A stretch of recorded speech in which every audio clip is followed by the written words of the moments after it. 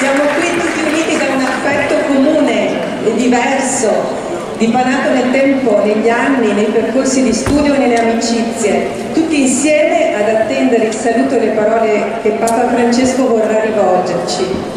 Insieme per ricevere questo grande regalo, davvero un grande regalo nell'anno del centenario, l'incontro con il Santo Padre, per ricevere da lui un abbraccio di affetto, una parola di indirizzo, di incoraggiamento, al culmine appunto di un anno, il centenario del Barbarigo, 1919-2019. Siamo qui insieme al Vescovo Claudio, che accogliamo con un applauso.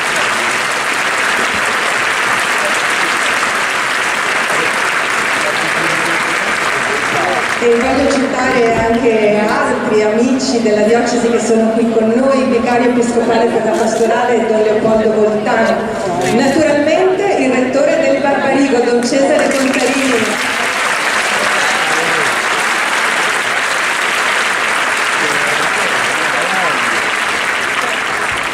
E poi a fianco del Vescovo abbiamo il direttore dell'ufficio di pastorale per l'educazione e la scuola, nonché insegnante e animatore spirituale del Barbarigo, Don Lorenzo Uccelli.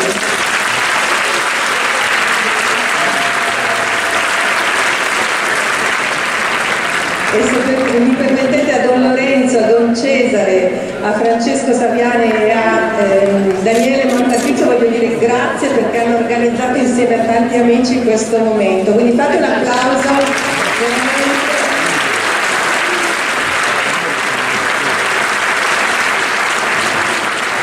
Però è bello che qui con noi ci siano anche altri rappresentanti di istituzioni civili, scolastiche ed ecclesiali che hanno accolto l'invito appunto a festeggiare con noi questo momento, che è il clou dell'anno del centenario. Saluto allora il Presidente della Provincia di Padova, Dottor Fabio Bui,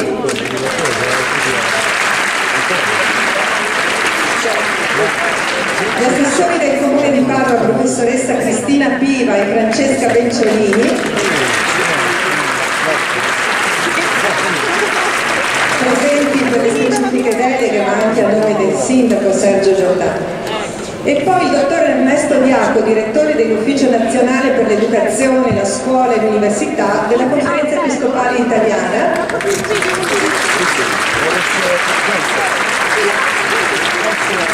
E accanto a lui la professoressa Virginia Kaladic, presidente nazionale FIDAE, e la professoressa Chiara Cavaliere, presidente regionale FIDAE.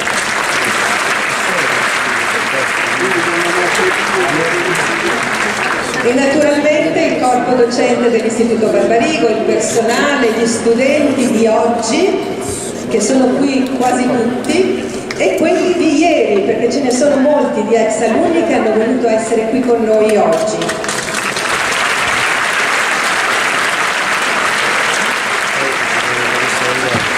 I familiari, gli amici e tutti quelli che sono qui perché appunto hanno voluto essere insieme a festeggiare il Barbarigo. Grazie e benvenuti a tutti. Allora, prima di entrare in questo momento, così che ci preparerà l'incontro con il Santo Padre, alcune note di servizio e alcuni ringraziamenti dovuti. Ringraziamenti a chi ha organizzato appunto tutto l'evento, ma anche all'Associazione Nazionale Dentisti Italiani di Cortina d'Ampezzo, che ha permesso di poter trasportare qui le bellissime arpe che dopo ci allieteranno.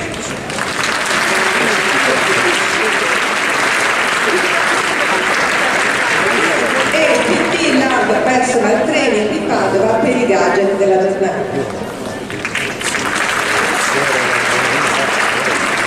Due informazioni tecniche. Alla fine dell'udienza, chi desidera partecipare alla messa che il Vescovo Claudio presiederà all'altare della cattedra alle 13:30 dovrà uscire, ma non per il percorso che ha fatto all'ingresso, per l'altro che gli verrà indicato, che porterà direttamente dentro a San Pietro attraverso la porta della preghiera. Le persone che invece desiderano uscire fanno il percorso che hanno fatto al momento dell'ingresso. Un'altra nota: quando arriverà il Santo Padre state tranquilli e seduti perché non passerà per il centro, quindi lo vedremo tutti dalla stessa postazione e non ci affanniamo, saremo anzi sereni di vederlo con calma e tranquillità. Bene, quindi iniziamo questo momento che vuole essere appunto di accompagnamento, anche di ricordo, di memoria, di festeggiamento e di delizia musicale. Siamo qui per il centenario, 100 anni, un secolo che è stato rapido, ricco di cambiamenti, di evoluzioni sia per la società civile che per il mondo della scuola, quindi segna veramente un pezzo di storia importante, non solo per il Barbarigo, ma anche per la nostra città Padova e per la società in generale. È il momento clou di un anno che è iniziato, l'anno del centenario, con l'anno scolastico a settembre del 2018 ed è stato costellato da vari appuntamenti, incontri, visite guidate, la presentazione del libro del centenario. Recentissima la mostra Barbarigo 100 anni di gioventù, un'impronta che lascia il segno, che oltre 3.000 visitatori hanno voluto vedere nel bellissimo scenario del Centro Culturale Stanghetano, polo di iniziative culturali della città di Padova, che in questo modo ha dato anche omaggio al Barbarigo, che è una presenza importante anche per Padova nel territorio. Questo, dicevamo, è l'appuntamento clou, poi ci sarà il festeggiamento conclusivo l'11 maggio con la celebrazione in cattedrale presieduta dal Vescovo Claudio e la festa finale, e in mezzo anche una presenza alla Maratona di Sant'Antonio, quindi segniamoci in agenda questi appuntamenti, molti di noi saranno anche lì. Un'impronta che lascia il segno era il sottotitolo della mostra, e un'impronta che lascia il segno è anche il tema di questa mattinata, perché vogliamo cogliere le tante impronte che in questi 100 anni il Barbarigo ha lasciato. E lo faremo accompagnati da alcune voci di ex alunni e dalle famose arpe del Barbarigo. E qui abbiamo con noi l'ensemble d'arpe Floriana, che ci allieterà in 3 momenti insieme ad altri strumenti e cantanti, e poi li presenteremo man mano.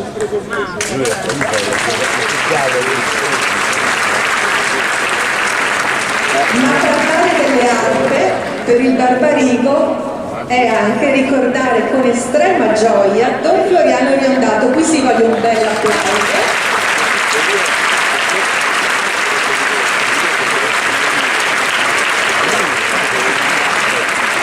Non è qui con noi fisicamente, ma sicuramente ci seguirà da casa, così ricordo anche che saremo in diretta televisiva su TV 2000 e su Telepace dalle 11:30 e anche sul portale della Segreteria per la Comunicazione Vaticana via streaming, e ringraziamo anche per questo servizio. A Don Floriano dobbiamo l'inserimento della musica fin dagli anni 60 all'Istituto Barbarigo e anche tutto questo bellissimo percorso che ha fatto l'ensemble.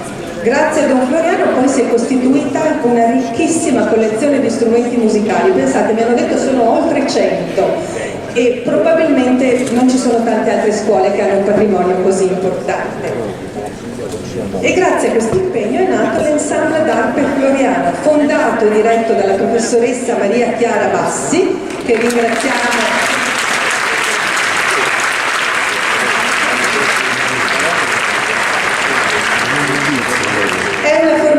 Orchestrale che riunisce tutte arpiste allieve e diplomate della scuola d'arpa dell'Istituto Barbarigo di Padova. In 20 anni di vita musicale ha tenuto numerosi concerti in prestigiosi ambienti, chiese, teatri italiani e esteri. Ha partecipato a festival e rassegne nazionali e internazionali e collaborato con numerose realtà musicali. Ha portato alcuni compositori italiani ad elaborare e trascrivere un repertorio originale e inedito che spazia dalla musica barocca e contemporanea. L'attività dell'ensemble si contraddistingue per un'attenzione sociale importante, infatti spesso devolvono a realtà benefiche i proventi delle loro produzioni e dei loro concerti. Un applauso.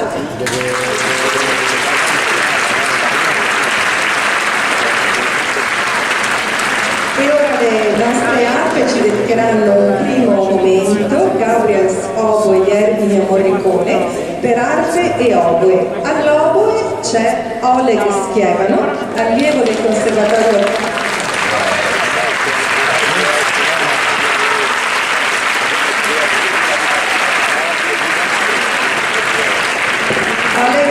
Conservatorio Bonini di Padova e precedentemente diplomato chiamato al liceo musicale del Barbarigo. Buon ascolto.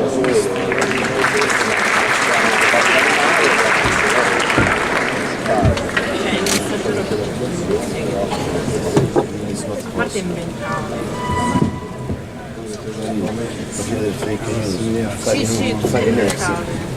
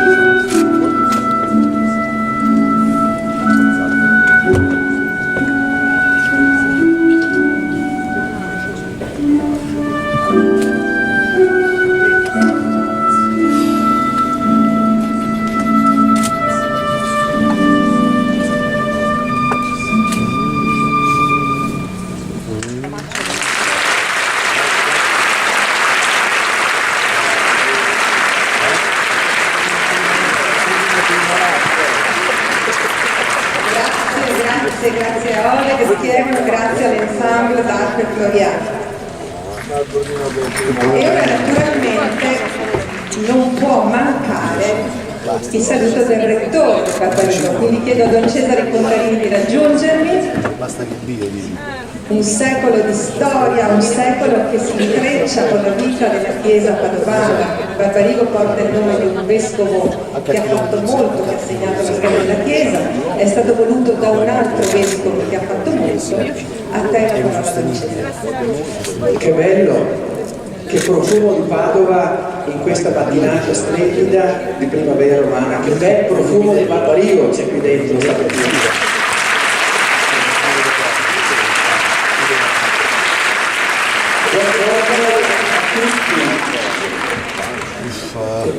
E cominciamo subito da studenti e studentesse, genitori e nonni, i docenti, personali, amici dell'istituto, ex allievi e fedeli della diocesi di Padova, col vescovo primo fedele della diocesi evidentemente. Grazie a presenza. Qui c'è chi è in movimento da 4 giorni e chi stanotte ha dormito poco o nulla, chi è già affamato, vedo qualche faccia, e chi tornerà a casa o domani o lunedì, e qualche altro che è ancora disperso per le ferrovie dello Stato che hanno avuto qualche ritardo. Grazie a tutti per la presenza e la partecipazione, un grazie speciale a chi ha collaborato e oggi ancora adesso si sta dando da fare perché tutto vada per il meglio. A nome dell'Istituto Barbarigo do a tutti e a ciascuno il benvenuto ufficiale e cordiale insieme per questo appuntamento atteso, grande, che vogliamo vivere in pienezza con attenzione, partecipazione e gioia vera. È proprio un giorno di festa. Ci sentiamo in famiglia. In nome, ecco, prima di tutto del Barbarigo che qui ci ha portato a festeggiare i 100 anni di vita e attività educativa. Questa udienza con Papa Francesco segna il momento più alto del nostro centenario, in cui abbiamo scoperto tanto bene fiorito nella nostra scuola, persone che si sono spese per gli altri, ecco, ragazzi e ragazze che sono cresciuti e magari conoscendosi a scuola hanno poi formato una bella famiglia. In questi mesi noi abbiamo vissuto varie iniziative e progetti culturali, anche momenti, ecco, di incontro internazionale, progetti di innovazione, tutte occasioni che ci hanno dato modo di apprezzare, ecco, la nostra scuola come un bene comune per il territorio, scuola che cura le persone, ogni persona ad una, cercando sempre di dare quegli strumenti perché ciascuno trovi la propria strada nella vita. Quanti motivi per dire grazie al Signore. E poi la messa di oggi a San Pietro, quella anche dell'11 maggio, saranno proprio intonate al grazie più grande. Ci sentiamo in famiglia anche in nome di Papa Francesco, perché sappiamo quanto bene vuole a tutti, grandi e piccoli, vicini e lontani, ragazzi, adulti, nonni. Sentiamo anche il suo amore per la scuola e per ciascuno di noi. Grazie Papa Francesco per averci accolti nella tua casa, per il tempo che ci dedichi stamattina, grazie per la gioia e l'emozione di questo incontro, per la tua parola che porteremo in cuore e che ci impegniamo anche a mettere a frutto, per la benedizione che domandiamo a te, larga, profonda, generosa, come è il tuo cuore, Padre. In questo incontro di festa, già è stato detto, ci ripeteremo ancora il motto già sentito, già visto alla mostra del mese scorso: Barbarigo, un'impronta che lascia il segno. Insegnare, ce lo ripetiamo spesso come docenti, come insegnanti, è segnare dentro. Quanta ricchezza formativa in 100 anni di scuola, quanti segni profondi impressi nella memoria e nel cuore di tante persone. Il segno che come comunità educante della scuola Barbarigo noi vorremmo lasciare non è sulla pelle, anche se abbiamo un tatuatore internazionale uscito dalla nostra scuola, ed eppure questo segno nelle felpe o nei gadget, e peraltro vedo portate molto volentieri le felpe anche di diverso colore. Questo segno che vogliamo lasciare è nel cuore delle persone, di giovani che crescono con senso di responsabilità e di apertura, che vogliono fare qualcosa di buono per il prossimo e per questo mondo.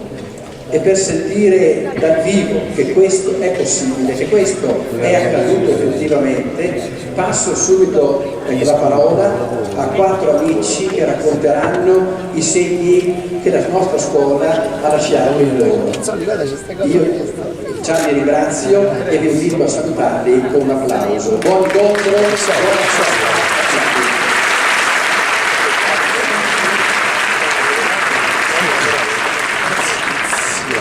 L'ha anticipato Don Cesare, avremo 4 ex studenti di Barbarigo che ci porteranno la loro testimonianza e sono in rappresentanza dei moltissimi che in questi anni hanno varcato la soglia di Palazzo Genova, hanno percorso i corridoi, le scale, i chiostri, hanno avuto carriere diverse, molte significative, incarichi di prestigio, evoluzioni professionali davvero inedite. Ne abbiamo scoperta una anche poco fa dalle parole di Don Cesare.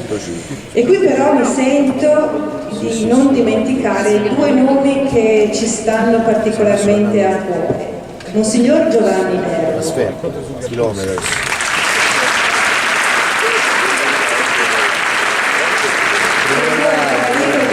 Insegnante negli anni della Resistenza e sappiamo quanto ha fatto per la Chiesa italiana. E poi padre Ezechiele Ramin.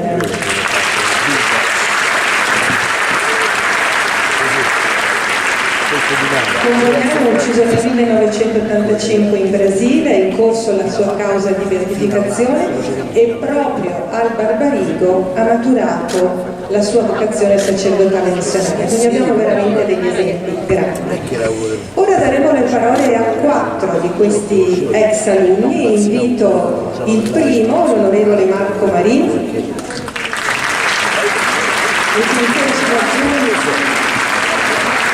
Marco Marin, sportivo, medico odontoiatra, politico italiano, campione olimpico in 3 edizioni dei Giochi Olimpici, vincitore di una medaglia d'oro nella sciabola squadra, di 2 d'argento e di una di bronzo nella scherma ai Giochi Olimpici, campione del mondo nel 95 e tantissime altre sono le medaglie e traguardi, e attualmente deputato della Repubblica Italiana. Che impronta ne ha lasciato il Barbarigo e soprattutto in quali anni l'ha frequentato?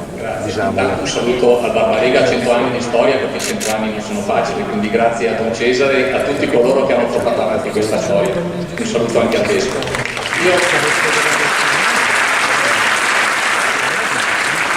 Volevo dire alcune cose salendo qua, poi mi sono trovato nel profumo del Barbarigo e sono tornato indietro circa 40 anni con Cesare. Da quando andavo nella sezione C del liceo scientifico ho trovato compagni di classe come Luca Furlana, oggi qua, ho trovato dei professori come il professor Pompio, voglio dirgli oggi 40 anni dopo circa, sembrava severo, ma sapevamo che era buono, anche se lui era sempre molto preciso. Beh, io andavo a scuola, ho fatto 4 anni di liceo scientifico a Barbarigo, quando uscivo da Monsignor Nordin, Momo per noi studenti, passavo a Padre Pretto, all'Antoniano, al Petrarca, perché lì facevo sport, visto che chi ci accompagna oggi ha ricordato la mia carriera sportiva. E i valori erano gli stessi, e sono quelli che ci siamo portati poi nella vita. A scuola studiavo, mi ricordo, era una scuola seria, difficile come giusto che sia. Io forse all'epoca da ragazzino, da giovane adolescente non lo capivo, come forse non lo capiscono oggi i giovani così bene, ma poi quello che mi ha insegnato, quello che ci fa portare dentro, le regole, il rispetto degli altri, il capire, lo stare insieme agli altri, l'educazione, quelli che sono i valori che poi ti porti avanti nella vita, sono gli stessi valori che trovavo il pomeriggio quando andavo con la passione sportiva ad allenarmi a Antoniano dei Gesuiti. L'Antoniano oggi non c'è più, purtroppo, dico io, il Barbarigo c'è ancora, e quindi voglio fare un grande, purtroppo, perché non sono due grandi realtà della nostra città, e quindi al Barbarigo, a questi 100 anni di storia, perché so che abbiamo poco tempo per dire le cose, a quelle sezioni, a tutte quelle scuole, al liceo scientifico, al liceo classico, a tutte le scuole che c'erano, io devo un grande grazie, perché bene, male, giudicheranno gli altri, ma io so che tutto il bene che ho ricevuto al Barbarigo vorrei poterlo ridare, ed è stata una scuola e un'esperienza per me importantissima, ancora oggi non lo conosco. Quindi grazie a Don Cesare, grazie a Monsignor Nordin, che sono certo ci guarda, oggi ci sta guardando, e grazie a tutti voi che siete qua.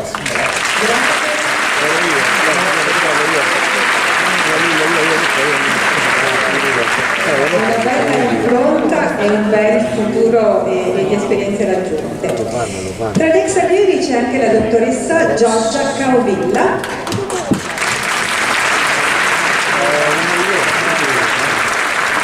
Originaria di Stra, laureata in giurisprudenza, è stata insignita del premio Minerva dal Presidente della Repubblica nel 2010, è fondatrice di Aujour, brand che vuole portare nel mondo il genio manifatturiero italiano e promuovere il gusto e la bellezza con eleganza e sobrietà.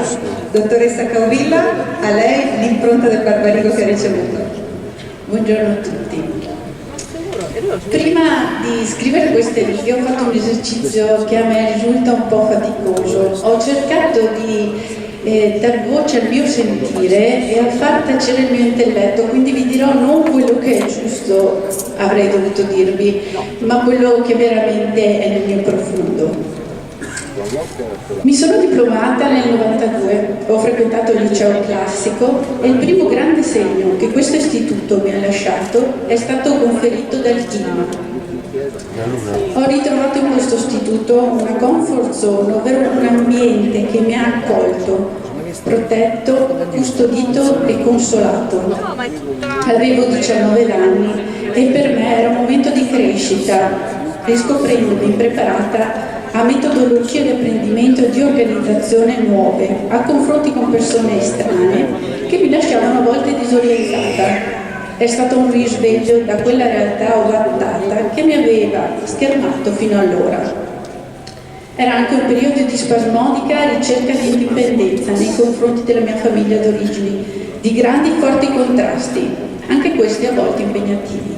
Ma iniziai iniziando la mia giornata, nel clima di quel giardino, con gli sguardi dei miei compagni e il confronto con i miei docenti e la sempre viva presenza della preghiera mi ha cambiata. Con il tempo ho scoperto come il primo elemento che determina la nostra interiorità è proprio il clima e riconosco i segni di questo vissuto ogni volta che, turbata da qualsiasi evento, corro a cercare un rifugio che ritrovo proprio quando scopro queste stesse matrici. Altra importante impronta che ha un segno nel mio intimo, le cui origini sono sicuramente merito della scuola, è il noi. La condivisione è stata una ricchezza infinita. Il piacere, la fatica, ma l'inestimabile forza di partecipare a un gruppo che poi è diventato la classe, che poi è diventato l'istituto e che infine ha perso ogni confine nella comunità cristiana, mi ha insegnato concretamente come riuscire a relazionarmi con più persone permetta di raggiungere obiettivi che superano i nostri limiti. Combatto spesso con il mio ego, che tende sempre a voler emergere, ma è talmente forte la consapevolezza di quanto sia migliore il risultato di un gruppo che diventa quasi una missione convincere gli altri a fare squadra. Simile, ma con sfumature diverse, l'amicizia. Ho tessuto un clima, un noi più ricco del solito, perché sono nate amicizie che hanno occupato tutta la mia vita e che spesso annovero tra la mia vera ricchezza. L'amore, altro grande impronta segnata da questo mio percorso. Proprio durante il Barbarigo ho conosciuto mio marito, anche lui è ex alunno dell'istituto, e il sorriso con cui oggi vi racconto tutto ciò è merito del clima e del noi in cui l'ho vissuto. Termino questo mio intervento con il segno più grande che il Barbarigo ha lasciato nella mia vita. Oggi spesso ci si pone dei traguardi, ci si esalta per dei successi, si ambisce a dei risultati, ma come sempre Dio continua a insegnarmi come solo Lui sa dove devo andare. Oggi il Barbarigo mi ha offerto la possibilità di avvicinarmi a Dio nel modo più tangibile concesso a un essere umano. Ma qui arriva il limite del mio esercizio iniziale, dove la mia anima non consente alla parola di tradurre il suo sentire. Vi auguro che la scuola possa aiutarvi a scoprire i vostri talenti. È difficile trovare cosa veramente dentro di noi abbia la vibrazione del divino, ma con l'aiuto di validi insegnanti e tanto silenzio, udirete quella voce che vi renderà parte inconfondibile della cosmica sinfonia che solo un maestro sa dirigere.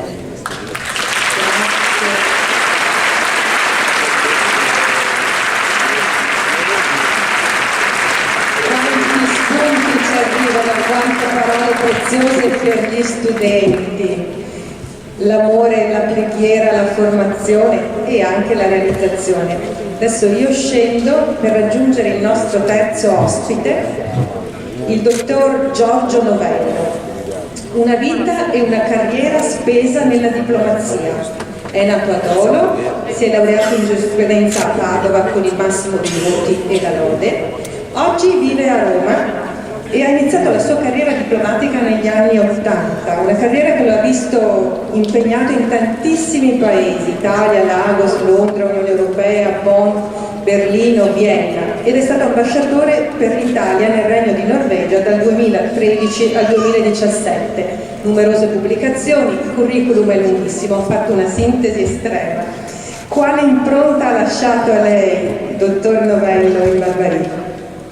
Una domanda alla quale è difficilissimo rispondere perché ha lasciato una grande quantità di impronte, anche perché confesso che sono profondamente emozionato per portare la mia testimonianza di fronte al mio vescovo, al mio rettore e a tanti amici del Barbarigo, e poi anche perché in qualche modo qui simbolicamente sono con mio padre, ex allievo del Barbarigo, del tutto ottimo salute, e dei due fratelli.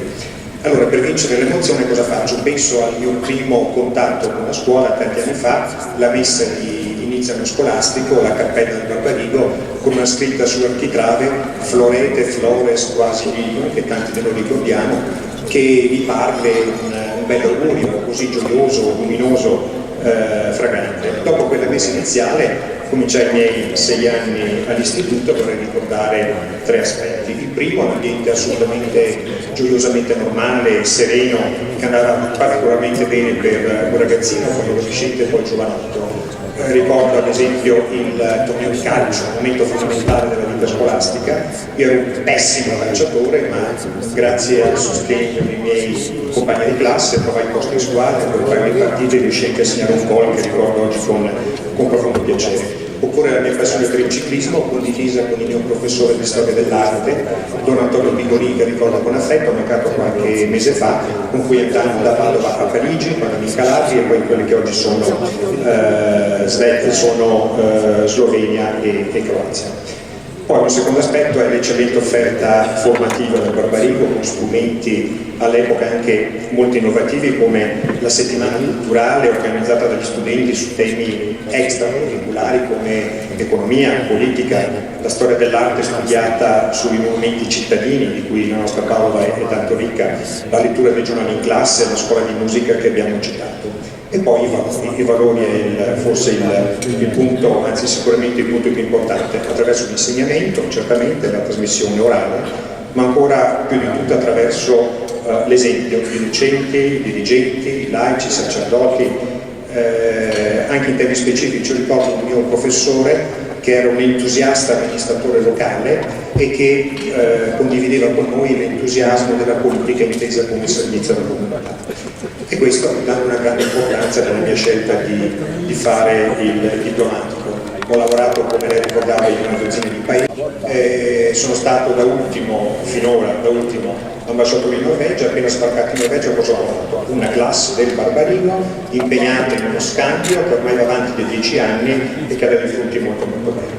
Ecco, in conclusione, l'eredità del Barbarigo, forse nella mia vita professionale, brevemente 2 aspetti. Il primo è che la preparazione teorica, l'azione pratica concreta della professione e i valori non sono compartimenti stagni, ma sono in contatto l'uno con l'altro e messi assieme rendono la persona migliore, ma anche nel senso di professionalmente più incisiva. Infatti il secondo punto si riferisce specificamente alla mia professione. C'è una vecchia battuta ormai trita e ritrita, per cui un diplomatico è un signore, un ambasciatore è un signore o una signora pagato dal proprio governo per mentire di religione. Non è assolutamente vero. Il diplomatico ha un solo strumento che è il dialogo, la parola. E il dialogo, per essere utile e fruttuoso, deve necessariamente basarsi su valori quali la verità, la cortese fermezza, l'attenzione agli altri, il rispetto degli altri, il tentativo di medesimarsi e soprattutto il desiderio di trovare delle soluzioni condivise che servano a certe poche paese ma anche per gli altri, quindi il bene comune. Mi permetto una sola parola sulla mia disabilità attuale.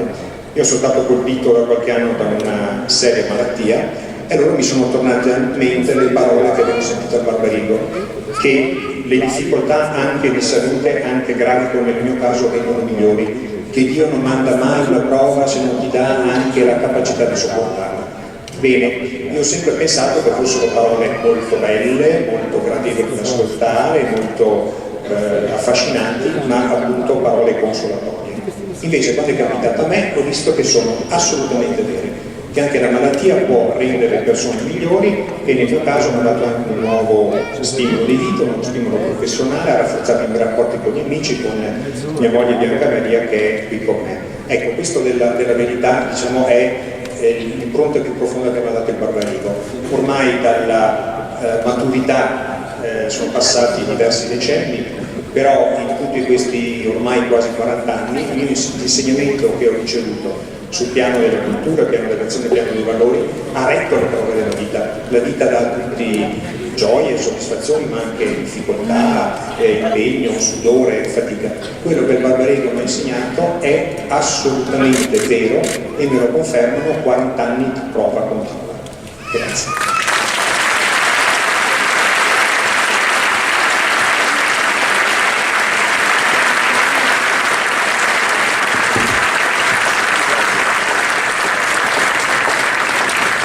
Grazie al dottor Giorgio Novello, molto emozionante, molto ricca la sua testimonianza come quella degli altri ex alunni.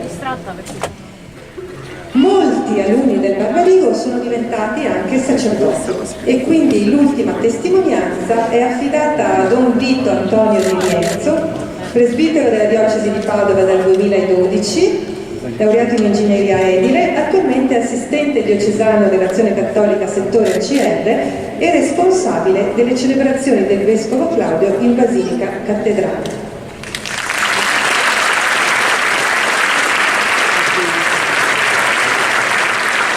Buongiorno a tutti, non vi nego l'emozione, per questo anche mi lascio aiutare da un foglietto.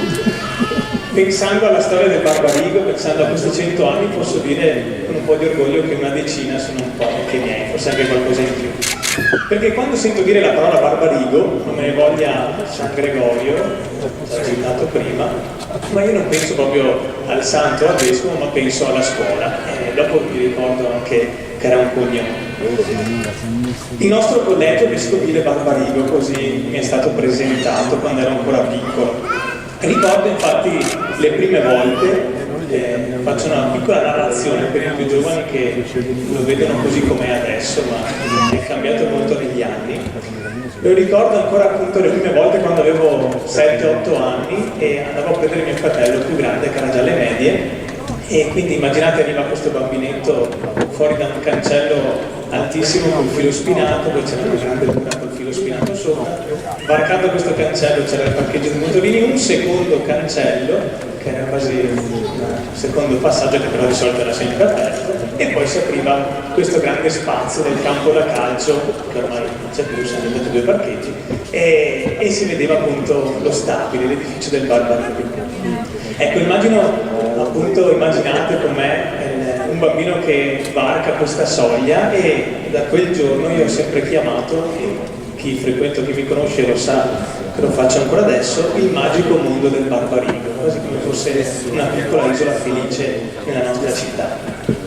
Penso che tutti abbiano un ricordo felice degli anni dell'infanzia, dell'adolescenza, quindi delle medie, delle superiori, e chi le sta vivendo adesso gli auguro di avere questo ricordo per sempre. Forse proprio perché sono anni di spensieratezza, anni felici, anni in cui anche i luoghi dove viviamo diventano teatro di dinamiche di crescita, di apprendimento, dei primi scontri, dei primi riappacificamenti, l'apprendimento, l'amicizia, le situazioni in cui mettersi alla prova, e un po' alla volta magari anche legami che durano nel tempo, qualche primo amore tra i banchi di scuola, e tutto ciò che quando sei studente è il tuo presente, ma che diventa appunto la base per il tuo futuro.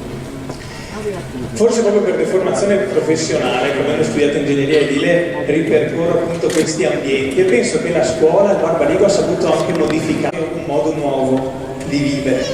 E questo mi ha fatto pensare proprio alla nostra vita, che proprio nel rinnovarsi quotidianamente, nel trovare magari anche nuove strade, nel riscriversi, ecco, continua a crescere proprio perché è vita, proprio perché è vivo. Se rimaniamo sempre quello che eravamo, probabilmente è perché siamo già morti. E allora, guardando appunto all'edificio, usando queste immagini, mi piace però vedere anche le cose che non sono mai cambiate. Il chiostro, la facciata storica di Palazzo Genova, l'atrio della portineria, il grande salone della segreteria e tutti gli altri luoghi e ambienti che mi ricordano, mi fanno pensare un po' ai grandi valori a cui è sempre rimasta ancorata la nostra scuola, questa istituzione. I grandi valori del rispetto della persona, i grandi valori della centralità della persona e della sua dignità, tutte cose che si possono magari anche leggere, si possono sentire, ma come ho già detto, quando ti vengono testimoniate restano molto più impresse. E allora appunto ringrazio anch'io Barbarigo, ringrazio chi oggi lo rappresenta e ringrazio tutti quelli che lo hanno fatto vivere in questi anni. E allora non vedo più le pareti, le mura di questa scuola, ma vedo le tante persone che l'hanno abitata, dal personale docente al personale non docente, che è sempre bello rivedere, dai miei compagni di scuola e tutte le persone che hanno lavorato lì, dal personale anche delle pulizie e poi anche di tuttofare che nel tempo libero si incrociavano nella scuola. Un grazie particolare ai professori e a quelli presenti, che alcuni sono stati anche i miei professori, a quelli che vivono adesso questa grande avventura dell'insegnamento. Ecco, quello che ho ricevuto io da questi professori appunto non sono tanto le conoscenze, anche per fortuna, grazie, ma più di tutto quelle che oggi, anche da sacerdote, posso chiamare le virtù. Non tanto delle regole, dei modi precisi di comportarsi, ma uno stile con cui affrontare il mondo e questa meravigliosa avventura che è la vita. Concludo pensando alla quarta A, quando nella quarta A del liceo scientifico disegnavo un po' il mio futuro, ma lo disegnavo veramente sul banco e la bidella da vicina mi odiava, questo è uno scherzo, ma mi ha detto sempre un sacco di parole, e disegnavo case, palazzi, città, disegnavo così a mano libera durante le lezioni. E da lì allora avevo pensato appunto che la mia strada fosse diventare ingegnere edile e così avevo iniziato questi studi. Però forse proprio sempre a Barbarigo, magari in modo un pochino più nascosto, non superficiale come la superficie del banco, ma in modo più nascosto si faceva strada anche il desiderio di seguire il Signore nella via del sacerdozio, nutrita sicuramente dall'esempio di chi ho incontrato, capace di cogliere e vivere la profondità di ogni giorno, la quotidianità, proprio come una vocazione.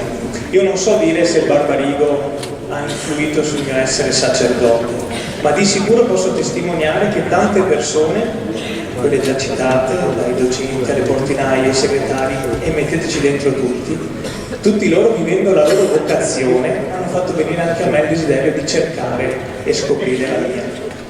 E quindi allora ai professori, che forse passano più tempo con i ragazzi, dico grazie per chi è stato per me, ma a voi che lo fate adesso dico vivetelo proprio come una vocazione, questa avventura della scuola dell'apprendimento, perché allora a voi ragazzi spetta l'arduo compito di imparare da loro a cercare la vostra vocazione, quello che realizza e quello che il Signore vuole per la nostra vita.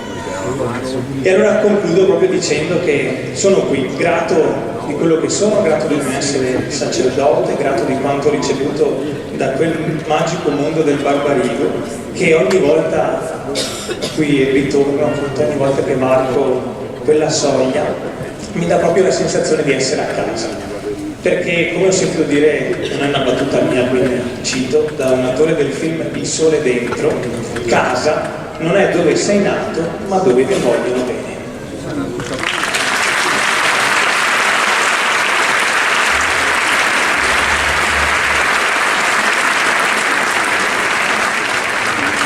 E a Barbarigo ci si vuole bene, l'abbiamo capito da tutte queste testimonianze e dal vostro affetto. Grazie quindi ancora una volta a Marco Marin, a Giorgia Carovilla, a Giorgio Novello e a Don Vito di Lienzo.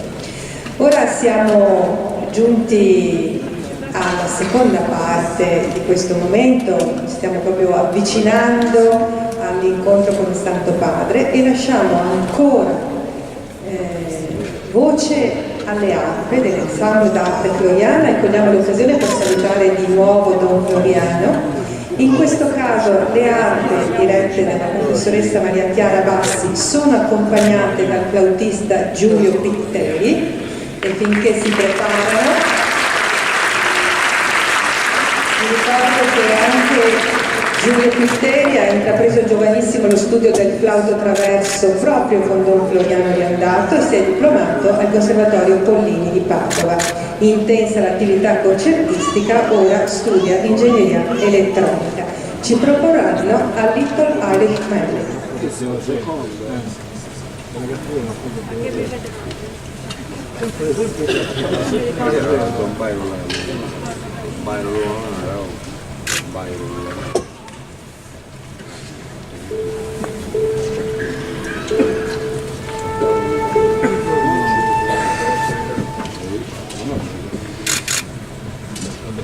Stamattina ho voluto da però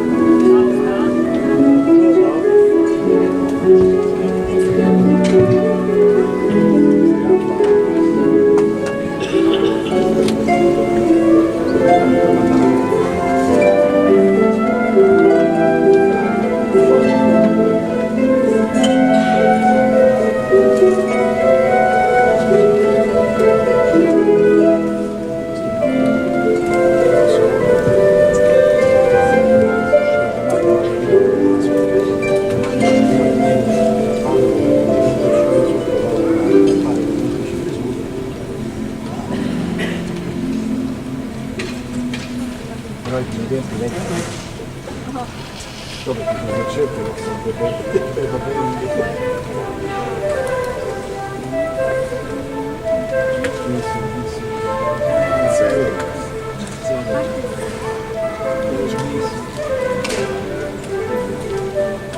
delle però dà anche informazioni preziose.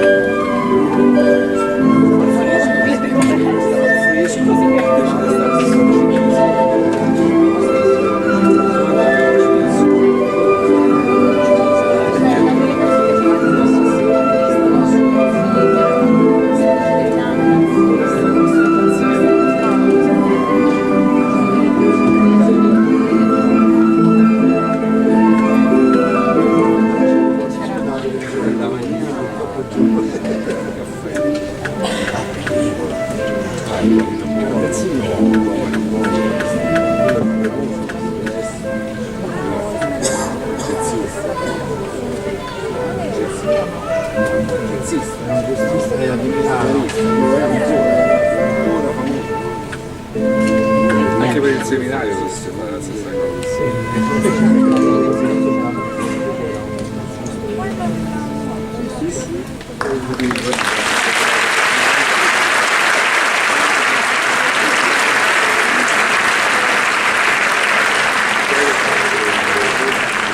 Grazie. Ora ci raccogliamo per il momento cui di questo momento di questa mattinata si sta avvicinando l'ingresso di Papa Francesco, lo accompagniamo con un momento di preghiera che sarà condotto dal nostro vescovo Monsignor Claudio Cipolla e da Don Lorenzo Celi.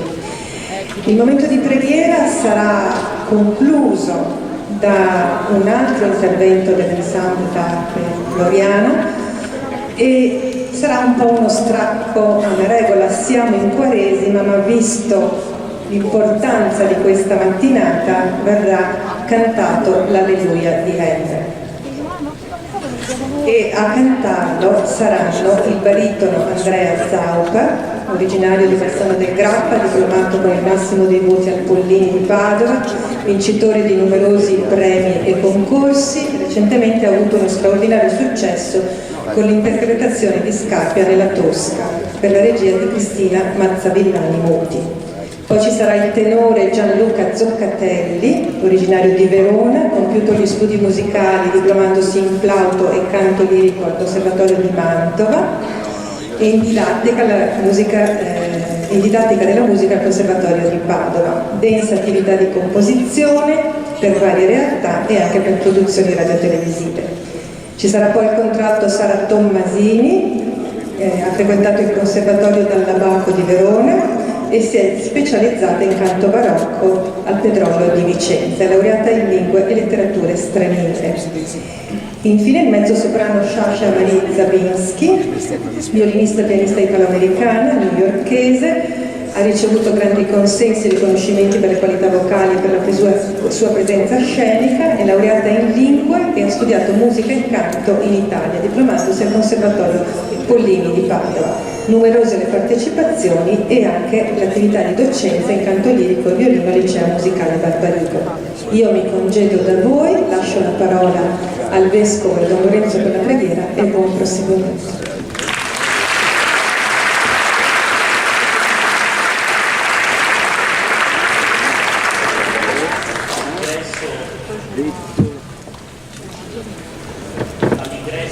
Deve esservi stato consegnato un foglietto nel quale sono ricordati i canti per questo momento e anche poi per la celebrazione della Santa Messa nella Basilica. Ci alziamo in piedi ed iniziamo questo momento con il canto del Salmo della liturgia della parola di questo giorno.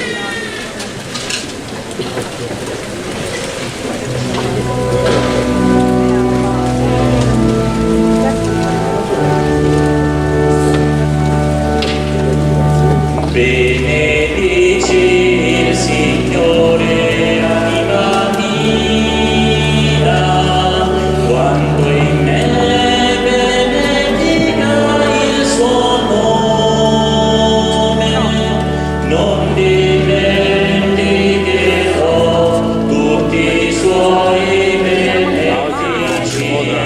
Benedici il Signore, anima mia. Lui perdona tutte le tue colpe e ti salva dalla morte.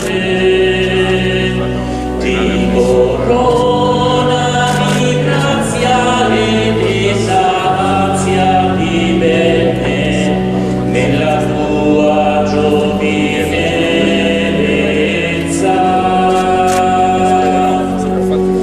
Benedici il Signore, anima mia, quando in me benedica il suo nome, non dimenticherò tutti i suoi benefici. Benedici il Signore,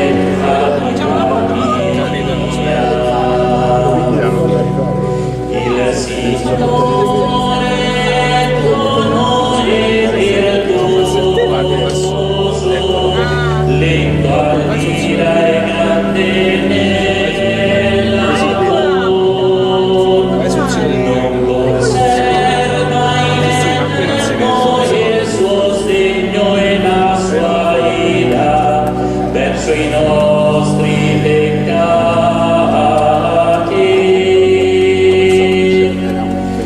Benedici il Signore, anima mia, quando in me benedica il suo nome, non dimenticherò tutti i suoi benefici.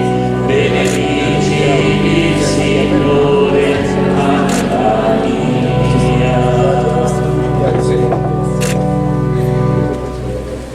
Nel nome del Padre, del Figlio e dello Spirito Santo. La pace sia con voi. Quelli che fanno la finta sterilizzata. Guardalo là. Aspetta, adesso si stabilizza l'immagine. Ascoltiamo la parola del Signore dal Vangelo secondo Luca. In quel tempo si avvicinavano a lui tutti i pubblicani e i peccatori per ascoltarlo. I farisei e gli scribi mormoravano dicendo: costui accoglie i peccatori e mangia con loro. Ed egli disse loro questa parabola: un uomo aveva 2 figli. Il più giovane dei 2 disse al padre: padre, dammi la parte del patrimonio che mi spetta. Ed egli divise tra loro le sue sostanze. Pochi giorni dopo, il figlio più giovane, raccolte tutte le sue cose, partì per un paese lontano e là sperperò il suo patrimonio vivendo in modo dissolutezza. Quando ebbe speso tutto, sopraggiunse in quel paese una grande carestia ed egli cominciò a trovarsi nel bisogno. Allora andò a mettersi al servizio di uno degli abitanti di quella regione, che lo mandò nei suoi campi a pascolare i porci. Avrebbe voluto saziarsi con le carrube di cui si nutrivano i porci, ma nessuno gli dava nulla. Allora ritornò in sé e disse: quanti salariati di mio padre hanno pane in abbondanza e io qui muoio di fame. Mi alzerò, andrò da mio padre e gli dirò: Padre, ho peccato verso il cielo e davanti a te, non sono più degno di essere chiamato tuo figlio, trattami come uno dei tuoi salariati. Si alzò e tornò da suo padre. Quando era ancora lontano, suo padre lo vide, ebbe compassione, gli corse incontro, gli si gettò al collo e lo baciò. Il figlio gli disse: «Padre, ho peccato verso il cielo e davanti a te, non sono più degno di essere chiamato tuo figlio». Ma il padre disse ai servi: «Presto, portate qui il vestito più bello e fategli indossare, mettetegli l'anello al dito e i sandali ai piedi, prendete il vitello grasso, ammazzatelo, mangiamo e facciamo festa, perché questo mio figlio era morto ed è tornato in vita, era perduto ed è stato ritrovato», e cominciarono a far festa. Il figlio maggiore si trovava nei campi. Al ritorno, quando fu vicino a casa, udì la musica e le danze. Chiamò uno dei servi e gli domandò che cosa fosse tutto questo. Quello gli rispose: «Tuo fratello è qui e tuo padre ha fatto ammazzare il vitello grasso perché lo ha riavuto sano e salvo». Egli si indignò e non voleva entrare. Suo padre allora uscì a supplicarlo, ma egli rispose a suo padre: «Ecco, io ti servo da tanti anni e non ho mai disobbedito a un tuo comando, e tu non mi hai mai dato un capretto per far festa con i miei amici. Ma ora che è tornato questo tuo figlio, il quale ha divorato le tue sostanze con le prostitute, per lui hai ammazzato il vitello grasso». Gli rispose il padre: «Figlio, tu sei sempre con me e tutto ciò che è mio è tuo. Ma bisognava far festa e rallegrarsi, perché questo tuo fratello era morto ed è tornato in vita, era perduto ed è stato ritrovato».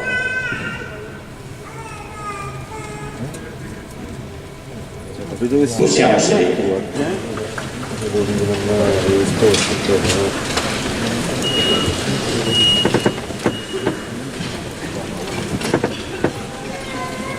Ci troviamo qui in attesa del Santo Padre, segno di tutte le chiese che sono sparse nel mondo, e ci troviamo qui in occasione del centenario del Barbarigo. Uno spazio e una storia. La lettura che abbiamo ascoltato del Vangelo può essere l'aiuto per camminare dentro questo spazio e dentro questa storia. Innanzitutto ricordando un'altra frase che noi preti abbiamo potuto meditare in questi tempi: imparare dalle cose che accadono. Le cose che accadono ci portano la parola del Signore. Il Signore stesso, Gesù, ha imparato dalle cose che accadono l'obbedienza al Padre, e così anche noi che vogliamo ritornare alla casa del Padre come il figlio prodigo, siamo invitati a imparare dalle cose che insieme abbiamo vissuto.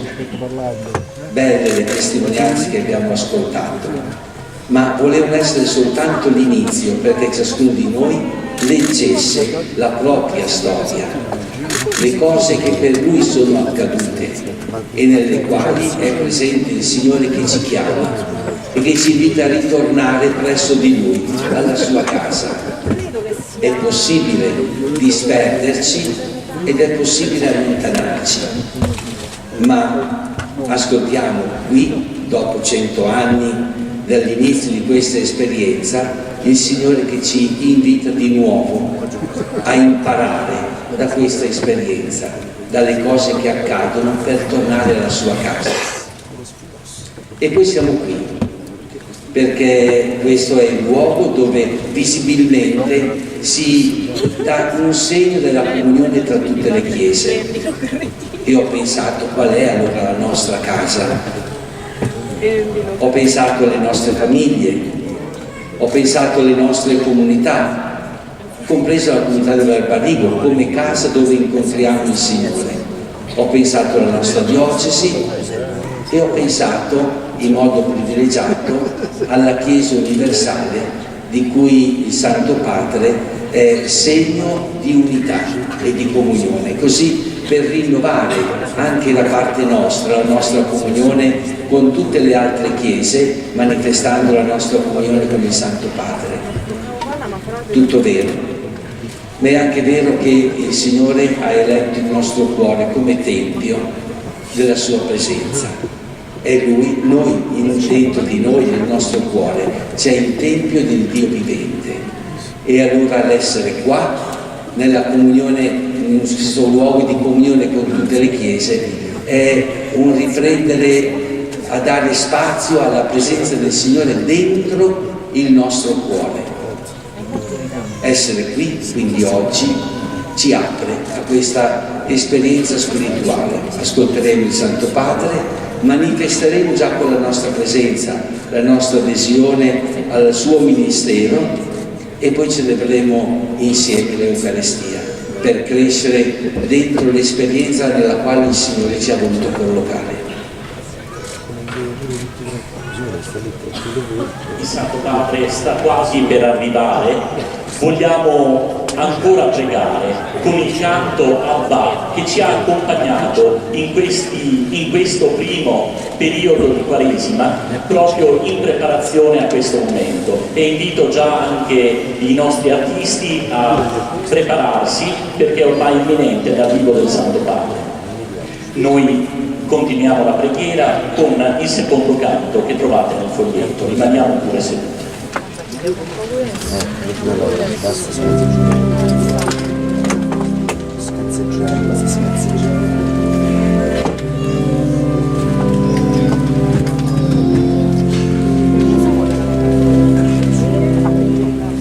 Non sono degno di essere qui, ho abbandonato la tua casa, ho dissipato i tuoi beni,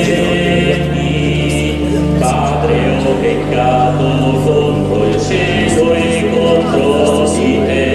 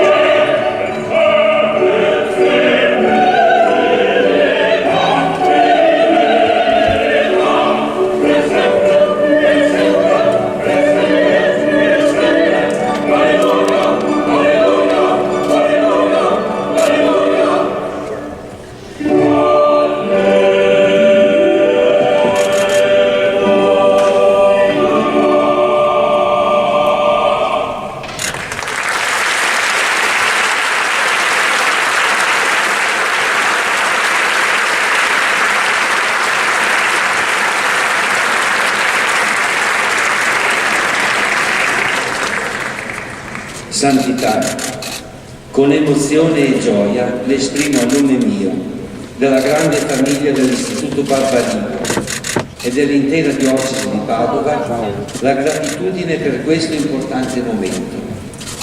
Sarà davvero un'impronta che lascerà un segno indelebile in tutti noi e attendiamo con trepidazione le parole che vorrà rivolgerci. E siamo già contenti però che ci abbia accolti, che sia qui con noi, e sin d'ora chiediamo la sua paterna benedizione. Ci teniamo a dirle che da tempo ci stiamo preparando con la preghiera e la riflessione a questo incontro con lei, perché rappresenta il momento più alto dell'anno centenario dell'Istituto Barbarigo. Questa scuola, fondata dal vescovo Pellizzo nel 1919, continua ad essere testimonianza viva dell'impegno educativo e culturale della nostra Chiesa locale, che sul suo territorio conta la presenza di quasi 300 scuole cattoliche o di ispirazione cristiana, di tutti gli ordini e gradi. Esse accolgono e accompagnano circa 20.000 studenti e le loro famiglie. A rappresentarle sono qui presenti alcuni dirigenti e le presidenze della FIDAE regionale e nazionale. Posso assicurarle che l'Istituto è radicato non solo nel cuore della comunità ecclesiale, ma dell'intera città di Padova, avendo contribuito attraverso l'impegno e la testimonianza di molti educatori e studenti a scrivere pagine importanti della storia della nostra città. Ne è prova la presenza dei rappresentanti della provincia e del comune che hanno accolto il nostro invito. Fin dai primi giorni successivi al mio arrivo a Padova come vescovo, mi colpì molto notare che sia nell'ambiente ecclesiale sia in quello civile, quando si parlava di questa scuola si diceva semplicemente il Barbarigo, senza altre specifiche, un po' come per la Basilica di Sant'Antonio, di cui si usa dire il Santo. Ripercorrendo la storia di questi 100 anni ho potuto comprendere le ragioni. Il Barbarigo è scuola cattolica diocesana e scuola cattolica per il territorio. In quanto scuola persegue il filo dell'educazione globale degli studenti mediante la trasmissione del patrimonio culturale del nostro Paese, in una prospettiva di dialogo tra le diverse culture, facendo maturare competenze nei diversi ambiti della vita e del sapere. Attinge ai valori dell'umanesimo per creare e trasmettere cultura. Aspira ad essere palestra di civiltà e di cittadinanza responsabile. In quanto scuola cattolica, poi, persegue tale fine formativo nell'orizzonte della fede in Gesù, attraverso uno stile improntato al messaggio del Vangelo. Aiuta i giovani che la frequentano a leggere la realtà anche nella prospettiva cristiana di senso, di cui mostrano la genevolezza e la profondità, attraverso una proposta pedagogica e culturale di qualità, aperta all'accoglienza di tutti, anche di chi pensa e crede in modo diverso. E anche chi attraversa momenti di fragilità personale può trovare posto. Si propone come laboratorio non solo di idee, ma anche di fede. Una fede capace di dialogare con la ragione e con la scienza, che sprona a cercare per arrivare a scoprire in Gesù l'autentico volto di Dio e dunque il vero volto dell'uomo. Proprio per questo è aperta al mondo e sul mondo. È scuola nel territorio e per il territorio, capace di valorizzare tutte le occasioni di incontro e collaborazione con le diverse istanze culturali, sociali ed economiche presenti nel contesto patavino e non solo.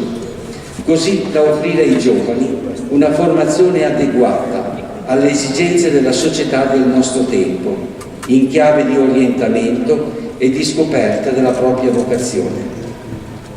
Per tutti questi motivi, il Barbarigo può ben dirsi scuola della diocesi e del vescovo.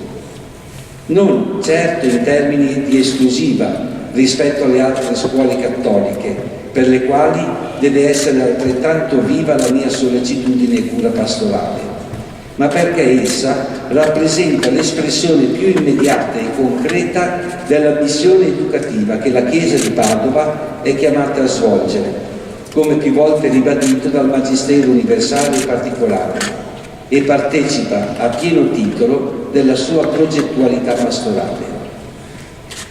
Stile educativo e proposta formativa fanno dunque del Barbarigo scuola capace di valorizzare ogni persona, riconoscendone la piena soggettività, la dignità e la libertà personale, accompagnando la sua crescita secondo i criteri di progressione e gradualità in costante dialogo con la famiglia.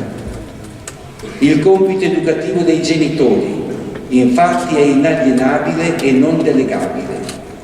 I genitori che scelgono il Barbarigo per i loro figli accolgono i valori che ne ispirano la proposta formativa e a loro volta si impegnano a ricercarne il significato insieme con loro.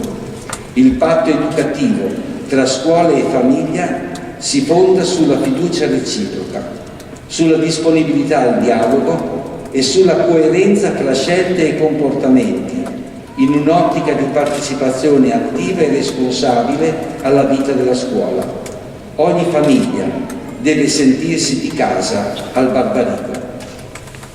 Tutto questo, tuttavia, non sarebbe possibile se la scuola non fosse in sé una comunità, dove ciascuno, con senso di responsabilità, vera passione, stile di servizio e stima per gli altri, svolge il compito che gli è affidato. Ho potuto riscontrare tutte queste caratteristiche nei docenti che ho avuto modo di incontrare, impegnati non solo a curare la dimensione cognitiva degli studenti, ma anche quella affettiva, etica e spirituale, attraverso il proprio contributo personale e professionale e una coerente testimonianza di vita. Così il personale non docente, che svolge un ruolo insostituibile nel rendere più funzionali i servizi e accoglienti gli ambienti della scuola e nel testimoniare agli studenti la dedizione al proprio lavoro anche in compiti semplici, dai quali però traspare umanità, dedizione e cura della persona. Non posso infine non pensare ai tanti sacerdoti che hanno vissuto per periodi più o meno lunghi il loro ministero in Barbarigo, svolgendo diverse funzioni, dai rettori agli animatori spirituali, dai docenti di religioni e di altre discipline agli assistenti, dagli economi ai segretari, come anche ai futuri sacerdoti che in questa scuola si sono formati culturalmente e umanamente.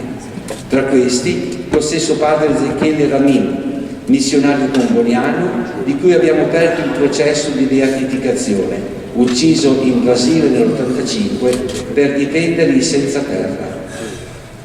Oggi ci sarebbe piaciuto fossero con noi anche Monsignor Floriano Riondato, che il mese scorso ha compiuto 98 primavere e, trascorrendo 73 anni al Barbarigo, ha dato vita alla sua tradizione musicale, di cui i giovani che accompagnano musicalmente questo nostro incontro sono splendida rappresentanza. E anche vorrei ricordare il Monsignor Alberto Gonzato, per oltre 50 anni animatore spirituale del collegio e ancora punto di riferimento per molti ex allievi, che sapeva coniugare attenzione per i giovani e condivisione di vita con i gruppi di nomadi. A questi gioiosi sentimenti vorrei, Padre carissimo, far seguire alcuni auspici che mi permetto di affidare a nome di tutti i presenti e dell'intera comunità diocesana alla sua preghiera e che rappresentano per noi dei punti sui quali migliorare ancor più la qualità della nostra scuola.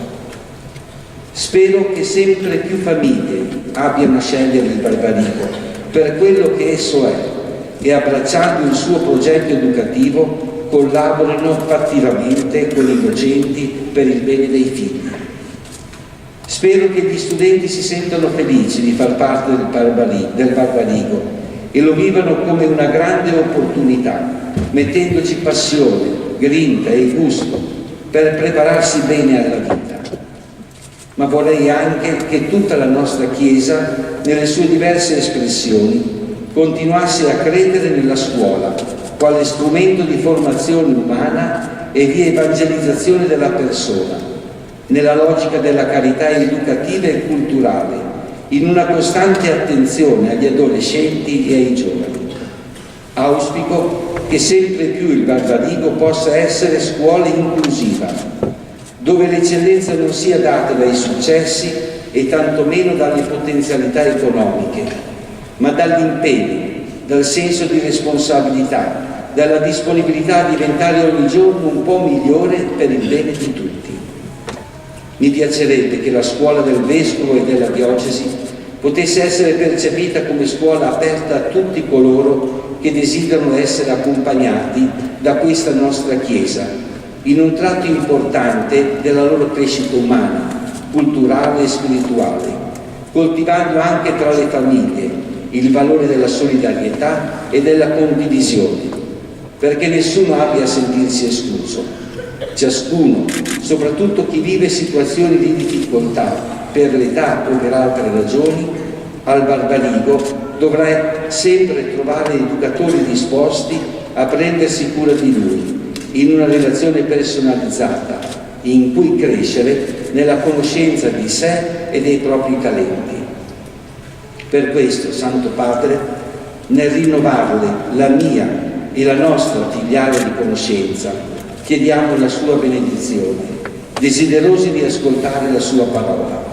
E la ringrazio anche per il segno che ci ha voluto dare che ricorderà questo momento con la sua benedizione apostolica e che l'insegnante e direttore dell'ufficio della scuola dell'educazione della nostra diocesi vorrebbe leggere in questo momento, in modo che tutti siano al corrente di questo ulteriore gesto che il Santo Padre ha voluto fare per noi.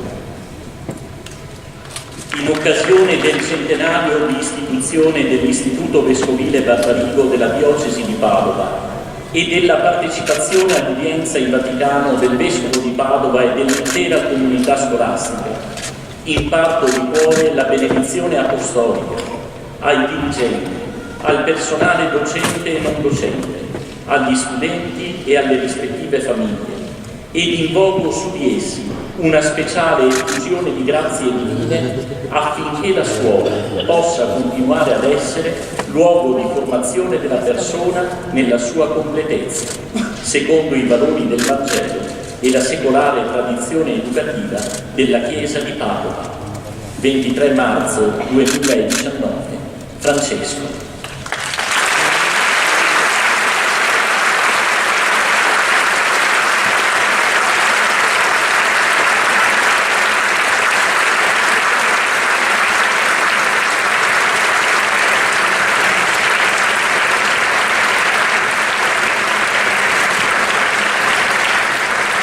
Santo Padre, abbiamo chiesto poi a 3 studenti di pensare e di proporre alcune domande.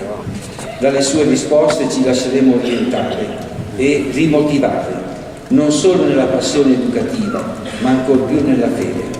Grazie, Santo Padre Francesco, per il suo servizio alla Chiesa e ad ogni uomo. Il titolo che la tradizione attribuisce al Papa di servo dei servi di Dio è quello che maggiormente ha colpito gli studenti. La sua persona ne è testimonianza viva ed esempio per tutti.